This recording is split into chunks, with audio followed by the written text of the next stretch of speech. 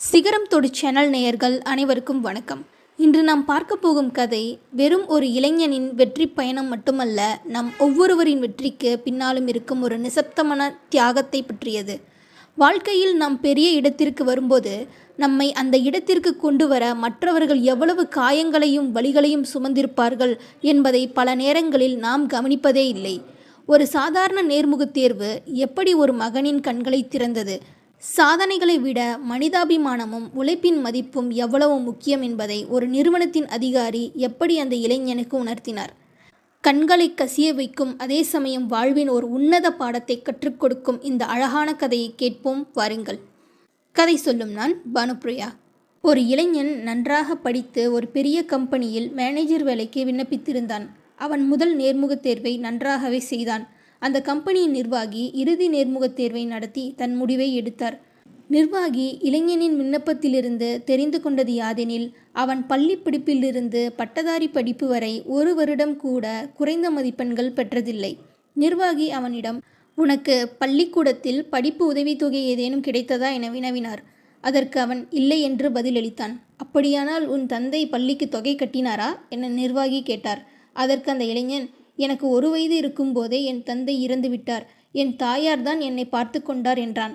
தாயார் எங்கு வேலை செய்கிறார் என நிர்வாகி விசாரித்த போது அவன், என் தாயார் துணிகளை வெளுக்கும் வண்ணாத்தியாக வேலை செய்கிறார் என்று பதிலளித்தான். அதற்கு நிர்வாகி இளைஞனிடம் அவனது கைகளை காண்பிக்கச் சொன்னார். கைகள் மிருதுவாகவும் சுத்தமாகவும் காணப்பட்டன.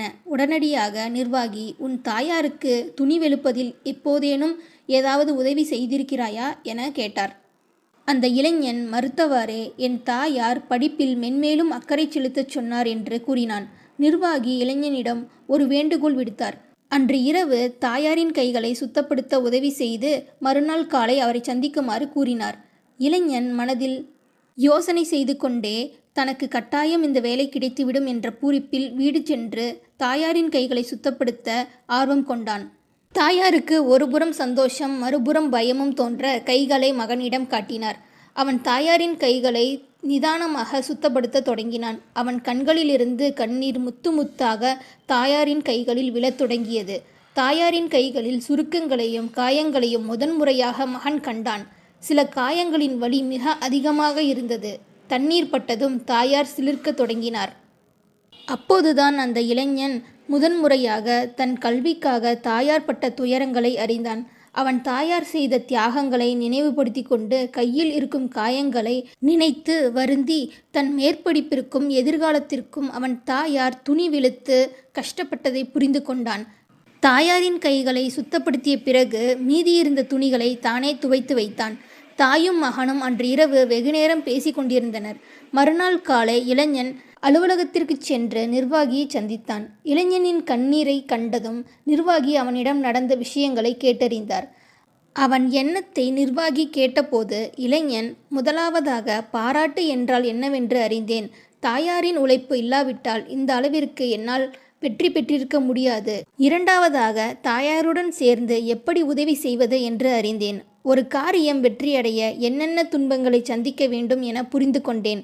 மூன்றாவதாக, குடும்பம், உறவு இவற்றின் முக்கியத்துவங்களையும் அறிந்தேன் என்று சொன்னான்.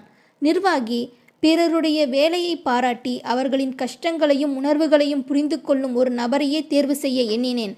பணம், செல்வம்தான் லட்சியம் என எவரும் எண்ணக்கூடாது. நான் உன்னை தேர்வு செய்கிறேன் என்று கூறினார். பிற்காலத்தில் அந்த இளைஞன் நன்று உழைத்து தன் கீழ் வேலை செய்வோரின் பாராட்டையும் மதிப்பையும் பெற்றான். எல்லோரும் ஒன்று சேர்ந்து கூட்டாக வேலை செய்து கம்பெனியின் பெயரையும் உயரச் செய்தனர். நண்பர்களே, இந்த கதையிலிருந்து நாம் கற்றுக்கொள்ளும் பாடம் என்னவென்றால், நாம் எட்டுகிற ஒவ்வொரு சிகரத்திற்கும் பின்னால் யாரோ ஒருவரின் வியர்வையும் தியாகமும் காயங்களும் மறைந்திருக்கிறது. வெற்றி என்பது வெறும் பணத்தாலோ அல்லது உயர்ந்த பதவியாலோ மட்டும் இல்லை. நம்மை சுற்றி இருப்பவர்களின் உணர்வுகளையும் அவர்களின் கடின உழைப்பையும் என்று நாம் மதிக்க தொடங்குகிறோமோ அன்றுதான் நாம் உண்மையான மனிதர்களாகிறோம். அந்த அதிகாரி எதிர்பார்த்தது போல மற்றவர்களின் வலியை புரிந்து கொள்ளும் ஒருவரால் தான் ஒரு சிறந்த தலைவராகவும் மாற முடியும். இந்த கதை உங்களுக்கு பிடித்திருந்தால் உங்கள் நண்பர்களுக்கும் பகிருங்கள்.